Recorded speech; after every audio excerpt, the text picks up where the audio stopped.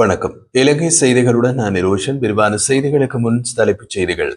சட்டத்தை அமல்படுத்தும் செயல்முறையில் சமூக ஊடகங்களில் ஒருவர் வெளியிட்ட கணிப்புகள் நீதிமன்றத்தை அவமதிப்பதாக எதிர்க்கட்சித் தலைவர் சஜித் பிரேமதாச தெரிவிப்பு.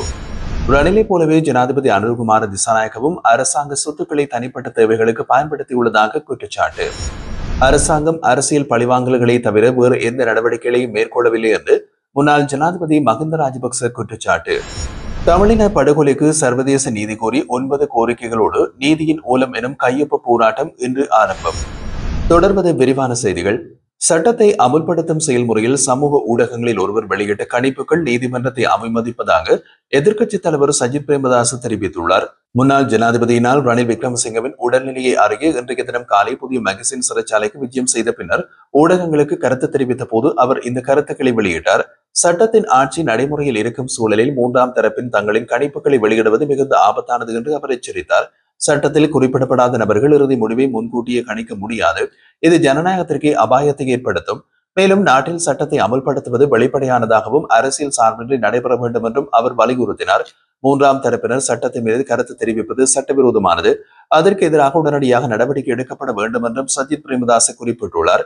அதேவேளை முன்னாள் ஜனாதிபதி ரணில் விக்ரமசிங்கவை சந்தித்ததாகவும் அவர் நலமாக இருப்பதாகவும் தெரிவித்த அவர் அவரது உடல்நிலை பாதுகாக்கப்பட வேண்டும், தேவையான மருந்துகள் வழங்கப்படும் என்று நம்புகிறோம் என்றும் குறிப்பிட்டிருந்தார்.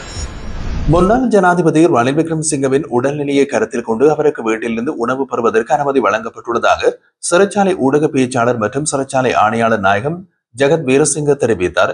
தற்போது விளக்கமறியலில் வைக்கப்பட்டுள்ள ரணில் விக்ரமசிங்க உயர் இரத்த அழுத்தம் மற்றும் அதிக இரத்த சர்க்கரை காரணமாக மருத்துவ ஆலோசனையின் பேரில் சிறைச்சாலை வைத்தியசாலையில் அனுமதிக்கப்பட்டுள்ளார். இதற்கிடையில் குற்றப்புலனாய்வு திணைக்களத்தினால் கைது செய்யப்பட்டு நீதிமன்றத்தில் ஆஜர்படுத்தப்பட்ட அவரை எதிர்வரும் 26ஆம் தேதி வரை விளக்கமறியலில் வைப்பதற்கும் கொழும்பு கோட்டை நீதிவான் நீதிமன்றம் நேற்று உத்தரவு பிறப்பித்திருந்தது. குற்றப்புலனாய்வு திணைக்களம் சார்பில் மேலதிக சொலிசிட்டர் ஜெனரல் திலீப பீரிஸ் மற்றும் சந்தேக நபர் ரணில் விக்ரமசிங்க சார்பில் ஜனாதிபதி சட்டத்தரணி அனுஜா பிரேமரத்ன தலைமையிலான சட்டத்தரணிகள் குழு முன்வைத்த சமர்ப்பணங்களை பரிசீலித்த பின்னர் நீதிவான் நிலுக்குலி லங்காபுர இந்த உத்தரவை பிறப்பித்தார். முன்னாள் ஜனாதிபதி ரணில் விக்ரமசிங்கே கைது செய்யப்பட்டுள்ள நிலையில் பல்வேறு அரசியல் பிரமுகர்கள் மற்றும் பொதுமக்கள் சமூக ஊடகங்களில் தங்களது கருத்துக்களை பகிர்ந்து வருகின்றனர். இந்த நிலையில் மொரட்டுவ மாநகர சபையின் உறுப்பினர் லெஹினி பெர்னாண்டோ தனது முகப்புத்தக பதிவில் ரணிலை போலவே ஜனாதிபதி அனுர்குமார திசாநாயக்கவும் அரசாங்க சொத்துக்களை தனிப்பட்ட தேவைகளுக்கு பயன்படுத்தியுள்ளதாக குற்றம் சாட்டியுள்ளார். அவர் தனது பதிவில் ஒரு ஜனாதிபதி தனது தனிப்பட்ட வாழ்க்கையை பொது வாழ்க்கையிலிருந்து பிரிக்க முடியாது. அவர் பதவியேற்றவுடன் தனிப்பட்ட நபராக இருப்பது நிறுத்தப்படுகிறது. அவரது பாதுகாப்பு நடவடிக்கைகள் அன்றாட செயல்கள் அனைத்தும் அரசின் கட்டுப்பாட்டில் இருக்கும். ஜனாதிபதி ஒரு அரசாங்க கூட்டத்தில் பங்கேற்றாலும் தனியார் நிகழ்ச்சியில் பங்கு கொண்டாலும் அல்லது வெளிநாட்டு பயணம் செய்தாலும் எப்போதும் அவருடன் பாதுகாப்பு பிரிவு செல்ல வேண்டிய கட்டாயம் உள்ளது என்று குறிப்பிட்டார். மேலும் ஜனாதிபதி அனுர்குமார திசாநாயக்க பல சந்தர்ப்பங்களில் தனது உத்தியோகபூர்வ வாகனத்தையும் பாதுகாப்பு குழுவையும் அரசாங்கத்துடன் தொடர்பில்லாத செயல்களில் பயன்படுத்தியதாகவும், உதாரணமாக தனது தாயாரை சந்திக்க உத்தியோகபூர்வ வாகனத்தை பயன்படுத்தியதாகவும் அவர் தெரிவித்துள்ளார். ரணில் விக்ரமசிங்க அரச நிதியை தவறாக பயன்படுத்தினார் என்றால் அதே போல் ஜனாதிபதி அனுரவும் அரச வளங்களை தனிப்பட்ட தேவைகளுக்கு பயன்படுத்தியுள்ளார். இது ஜனாதிபதி பதவிக்கு ஆபத்தான முன்னுதாரணமாகும் என்று லெஹினி பெர்னாண்டோ தனது பதிவில் குறிப்பிட்டுள்ளார். ரணில் விக்ரமசிங்கவை சந்தித்த பின்னர் அரசாங்கம் அரசியல் பழிவாங்கல்களை தவிர வேறு எந்த நடவடிக்கைகளையும் மேற்கொள்ளவில்லை என்று முன்னாள் ஜனாதிபதி மஹிந்த ராஜபக்ச தெரிவித்துள்ளார். அரசியல் தலைவர்கள் சிறிய குற்றச்சாட்டுகளுக்காக சிறையில் அடைக்கப்படுவது வருந்தத்தக்கது என்றும் அவர் குறிப்பிட்டிருந்தார். தற்போதைய அரசாங்கத்தின் நடவடிக்கைகள் குறித்து மக்கள் தெளிவான புரிதலை கொண்டுள்ளார்கள். இவை பழிவாங்கும் செயற்பாடுகள் மட்டுமே. மக்கள் அரசியல் தலைவர்களை தொடர்ந்து ஆதரித்து வருகின்றார்கள். நாங்கள் மக்களை நேசிக்கின்றோம், அதனால்தான் மக்கள் நம்மை நேசிக்கின்றார்கள் என்று மஹிந்த ராஜபக்ச குறிப்பிட்டுள்ளார். இதேவேளை முன்னாள் ஜனாதிபதி ரணில் விக்ரமசிங்கவின் சிறைவாசம் இலங்கையின் அரசியல் திசையினை மாற்றும் முக்கியமான சம்பவமாக அமையும் என்று பாராளுமன்ற உறுப்பினர் திலித் ஜாவீர தெரிவித்தார். இன்றைய தினம் மதியம் ரணில் விக்ரமசிங்கவை சிறையில் சந்தித்துவிட்டு வெளியேறிய அவர் ஊடகங்களுக்கு கருத்து வெளியிட்ட போது அவர் இதனை கூறினார். எனது அரசியல் வாசிப்பின்படி இந்த சம்பவம் நமது நாட்டின் அரசியலில் ஒரு புதிய திசைக்கு அழைத்துச் செல்லும். ரணில் விக்ரமசிங்கவின் அரசியலை நான் ஒருபோதும் ஏற்றுக்கொள்ளவில்லை. ஆனால் நாட்டின் ஒரு ஜனாதிபதிக்கு இவ்வாறு நடத்தப்படுவது தவறு. நீதிமன்றத்தின் முடிவு சரியா தவறா என்று நான் சொல்ல போவதில்லை. ஆனால் நீதிமன்ற செயற்பாடுகளுக்கு முன்னரான விசாரணை முறைமை நமது நாட்டின் பிம்பத்திற்கு நல்ல பிரதிபலிப்பை அளிக்கவில்லை என்று குறிப்பிட்டுள்ளார்.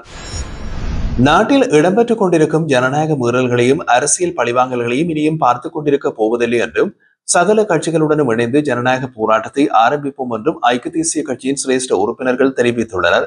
ரணில் விக்ரமசிங்கே ஜனாதிபதியாக இருந்த காலத்தில் அரச நிதியை தவறாக பயன்படுத்திய குற்றம் சாட்டி குற்றப்புலனாய்வு திணைக்கள அதிகாரிகளால் வெள்ளிக்கிழமை பிற்பகல் கைது செய்யப்பட்ட நிலையில் கொழும்பு கோட்டை நீதவான் நீதிமன்றத்தில் ஆஜர்படுத்தப்பட்டு பின்னர் எதிர்வரும் 26ஆம் தேதி வரை விளக்கமறியலில் வைக்கப்பட்டுள்ளார். இதனை அடுத்து உயர் ரத்த அழுத்தம் மற்றும் அதிக சர்க்கரை அளவு காரணமாக மருத்துவ ஆலோசனையின் பேரில் முன்னாள் ஜனாதிபதி ரணில் விக்ரமசிங்கே சிறைச்சாலை வைத்தியசாலையில் அனுமதிக்கப்பட்டிருந்தார். இந்த நிலையில் ஐக்கிய தேசிய கட்சியின் சிரேஷ்ட உறுப்பினர்கள் இன்றைய தினம் சனிக்கிழமை அவசரமான ஊடகவியலான சந்திப்பொன்றை முன்னெடுத்திருந்தார்கள். இதன் போதே அவர்கள் மேற்கண்டவாறு தெரிவித்திருந்தனர். அதில் கருத்து தெரிவித்த அகிலவிராஜ் காரியவசம் தான் கைது செய்யப்படுவதற்கு சற்று முன்னர் நாட்டு மக்களுக்கு கூற விரும்பியதாக முன்னாள் ஜனாதிபதி ரணில் விக்ரமசிங்கே தெரிவித்த குரல் பதிவினை வெளிப்படுத்தியிருந்தார். அதில் நான் நாட்டிற்காகவே செயல்பட்டிருந்தேன், தனிப்பட்ட லாபத்திற்காக அல்ல என்று முன்னாள் ஜனாதிபதி ரணில் விக்ரமசிங்கே தெரிவித்துள்ளார்.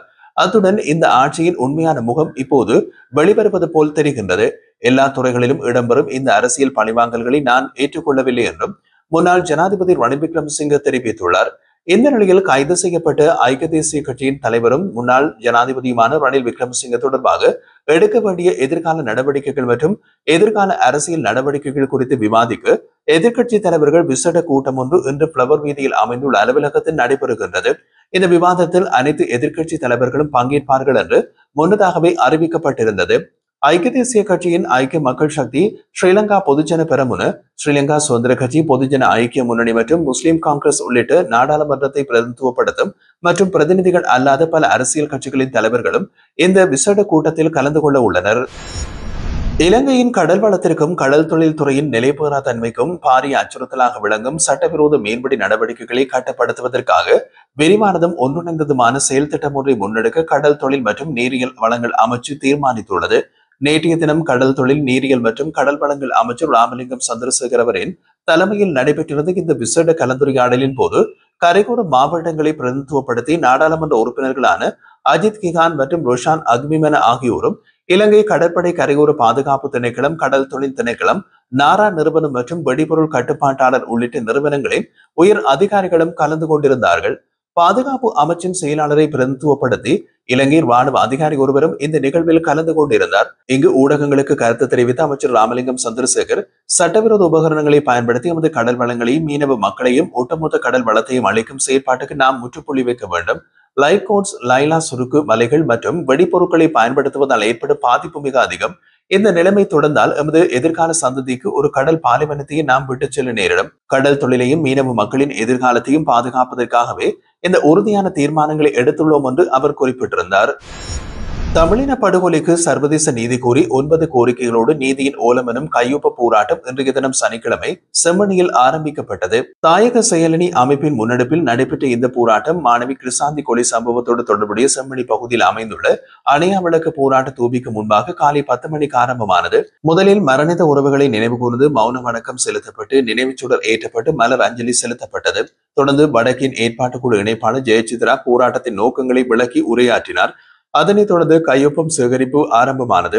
இந்த கையொப்பு போராட்டம் தொடர்ந்து 5 நாட்களுக்கு தமிழர் தாயகமெங்கும் முன்னெடுக்கப்படுகின்றது. இதன் மூலம் செம்மணியை சேர்த்து இதுவரை கண்டுபிடிக்கப்பட்டு அனைத்து மனித புதைகுழிகளுக்கும் சர்வதேச நீதி விசாரணை நடத்தப்பட வேண்டும் என்பதையும், வரவிருக்கும் செப்டம்பர் மாதம் ஐநா மனித உரிமைகள் பேரவையில் இலங்கை மீது வலுவான தீர்மானம் கொண்டு வந்து அனைத்து நாடுகளும் தெளிவான நிலைப்பாடு எடுக்க வேண்டும் என்பதையும் வலியுறுத்தப்படுவதாக தெரிவிக்கப்பட்டுள்ளது.